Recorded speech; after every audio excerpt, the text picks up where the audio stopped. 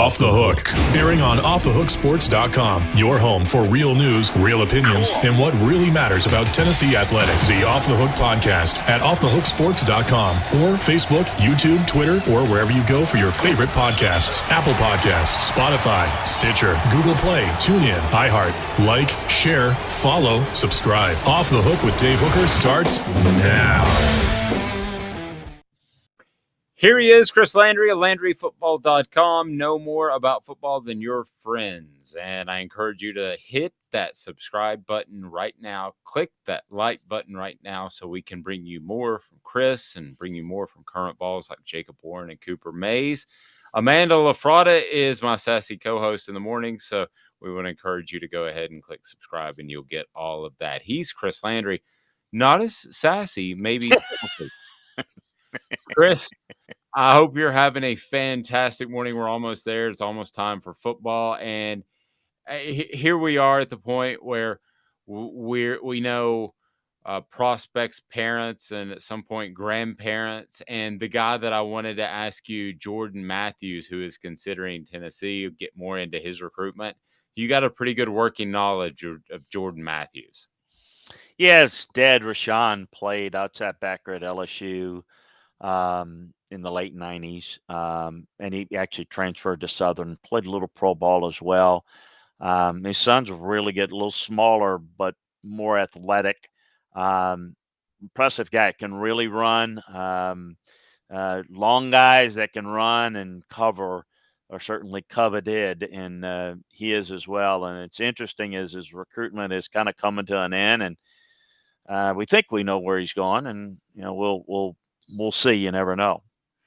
True. He will announce his decision on August the 15th, according to his Twitter and Instagram page. And this has kind of become the thing. This is the way we announce things. But he has the three schools listed as Texas and Tennessee. Now, he's out of Baton Rouge, but he's Texas and Tennessee are the two schools, along with Michigan, that are listed in the – I call it a placard. Amanda gets mad at me. It's a video overlay. So this graphic, whatever you want to call it, do you think it's pretty accurate as far as is he looking at each school equally, or do you feel like there's a lean there?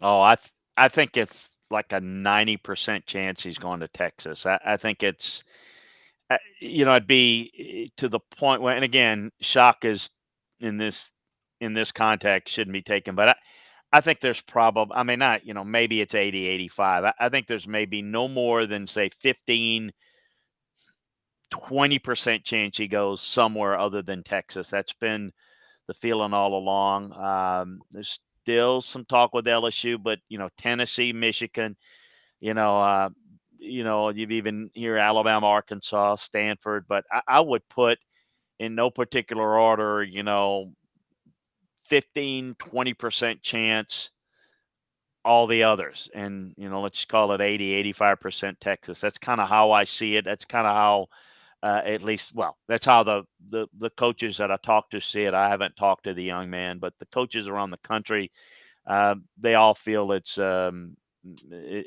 done deal for Texas. But as we know, it's never a done deal until it's a done deal. And even then, until it's signed, it's not a done deal. And now, after it's signed, it may not be a done deal because it may transfer. But I don't want to get into that. I'm curious. But it sounds like Texas is what it's sounding like.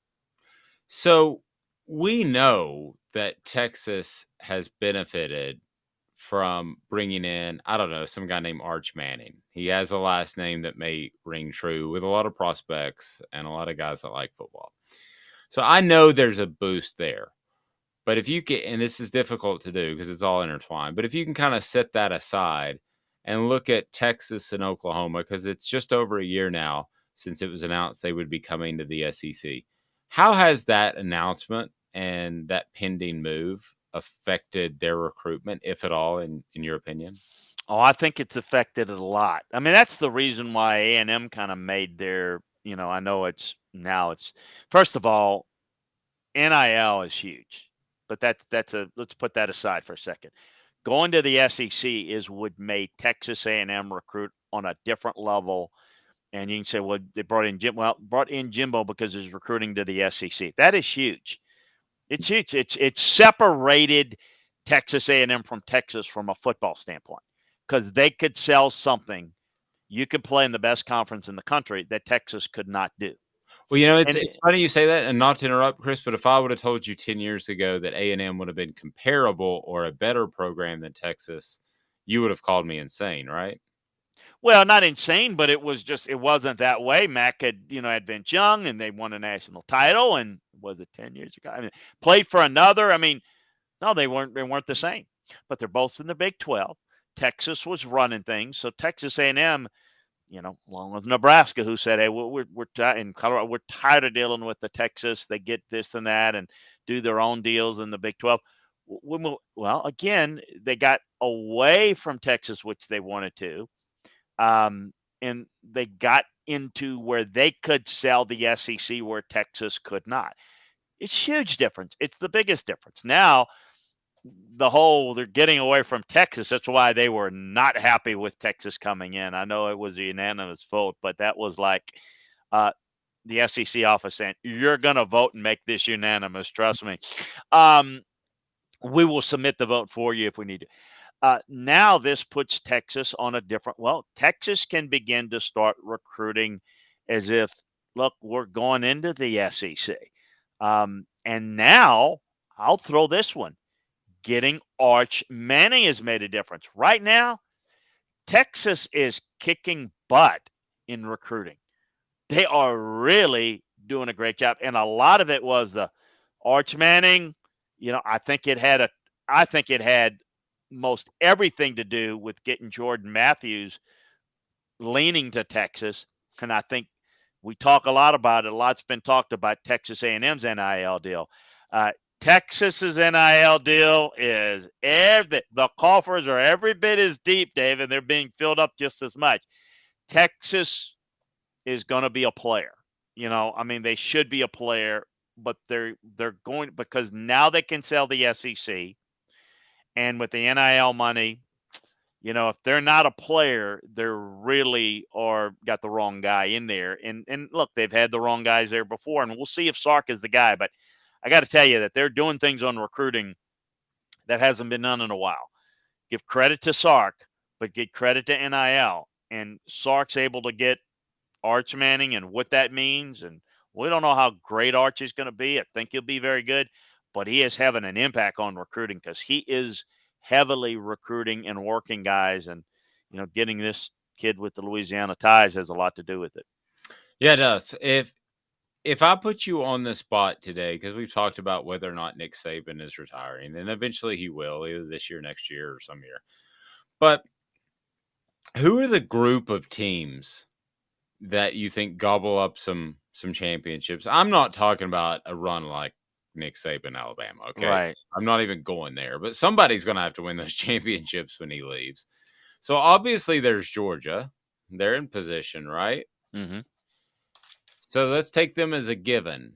If I pinned you down and said, given what they have right now, if Nick Saban walks away in the foreseeable future, who are the programs that are truly competing with Georgia for national titles? Because based off what you just said about Texas, may not be this roster this year, but it makes me wonder if they're going to be one of the ones knocking on the door year in and year out. It's an interesting question because I think we're headed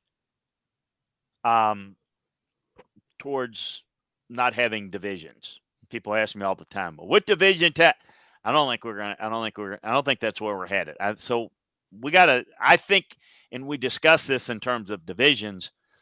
I think when they announce it, I think that's what they're going to do. We're going to have to start phrasing it just like you did, because I would say right now, Georgia. If I was in the East, if I were Tennessee and Florida, I wouldn't be real encouraged because Georgia is on a par with Alabama right now, and Kirby Smart ain't going anywhere. God willing, nothing tragic happens. With at least in the West, you can see the end that okay, you can start picking every year. Say this is going to be Nick's last year. You might be saying that for another 3 more years, but I think if you're Texas, I think if you're Texas A&M, I think if you're LSU, you're all in the mix. But when we start, so let's just take the whole league now. I think it becomes interesting. Now, I don't think Georgia is going to be quite as dominant, as you said, like Alabama, but they're still got a head start. They're in real good position, and they've got the best future. They've got a great coach that recruits like Alabama, that coaches, that has facility staff. And oh, by the way, their coach is a Georgia guy, and I don't think you could ever get him away from that school. You know what I mean? And he's young. So, again, God willing health, he could be a rare situation where, and not like he's going to leave Georgia to go to Alabama to replace Nick Saban. He's not. Georgia's his school.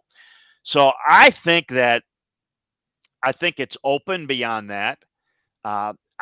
It's hard to put Alabama to know where to put Alabama post Nick Saban because I don't know who's going to be there. But and for that matter, I don't know who's going to be at these other schools in some of these cases. But if I was looking at it now, I would say that A&M is certainly recruiting at that elite level. Texas is not there yet. I think LSU and A&M. I think that Florida has that potential. I think Tennessee can be good, but I think it. We've talked about this in other forums even on your daily show is who's going to be able to match NIL money and facilities. That's what's going to be interesting to see in this NIL. So is Tennessee going to have an NIL, a collective that's going to be one or two in the SEC or three? Well, you know what? Then they got the potential to be there. Florida's trying to build a collective that is comparable. I think we have to follow the money as we always do in life. I think we're going to have to see there because that Florida, Georgia, Tennessee, Alabama, LSU, Auburn have all won big on a national level at times. A&M could get there. Texas could get there. Oklahoma could get there.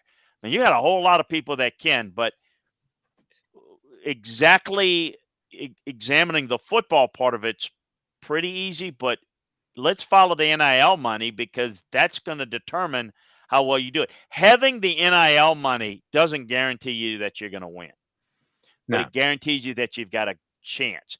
If you don't have I'm not going to sit here and tell you that South Carolina or Ole Miss or Mississippi State is going to make a run. They're not. It's the schools that I mentioned. All of them can't be top three.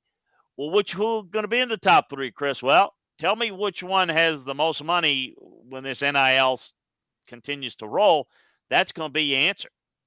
Chris Landry brought to you by Craft Treats. Some of those coaches could use some Craft Treats. They have the minor cannabinoids and the CBD that will make your pet/coach a little bit more relaxed when he thinks about the NIL money that he's going against. And it's great for pets and situational anxiety, car ride anxiety.